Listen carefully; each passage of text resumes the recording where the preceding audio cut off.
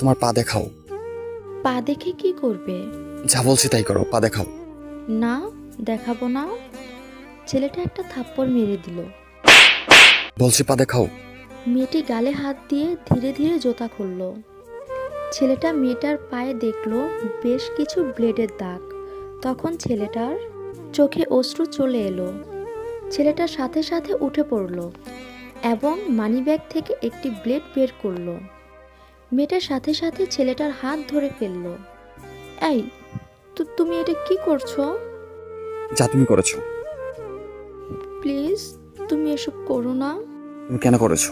তো কি, কাল আমার মেজাজ গরম করেছিলে কেন? তাই বলে এভাবে নিজেকে কষ্ট দিবে? মাথা গরম হলে এটাই করি। এটা করে কি হয়? জানি না, তবে সাময়িক শান্তি পাই। আমিও করবো এখন। ছেলেটা ব্লেড খুলতে লাগলো। প্লিজ প্লিজ, এটা করো না। ছেলেটা তবুও থামছে না। অবশেষে মেয়েটা কোনো উপায়ান্তর না পেয়ে ছেলেটাকে জড়িয়ে ধরল। মেয়েটার ভালোবাসার উষ্ণতা পেয়ে ছেলেটা থেমে গেল। প্লিজ, এসব করো না। তোমার কষ্ট আমি সহ্য করতে পারবো না। আমিও তো তোমার কষ্ট সইতে পারি না, তাহলে তুমি কেন এমন করলে? আর কখনো করব না। প্রমিস? প্রমিস।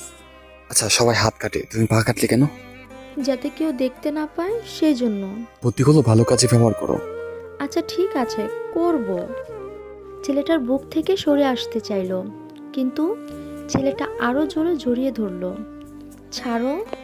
না, ছাড়বো না। ছাড়ো বলছি। তাহলে কিন্তু আবার ব্লেড ব্যবহার করবো। ব্ল্যাকমেল। না, ভালোবাসার উষ্ণতা। মেয়েটা ছেলেটাকে আরেকটু শক্ত করে জড়িয়ে ধরলো।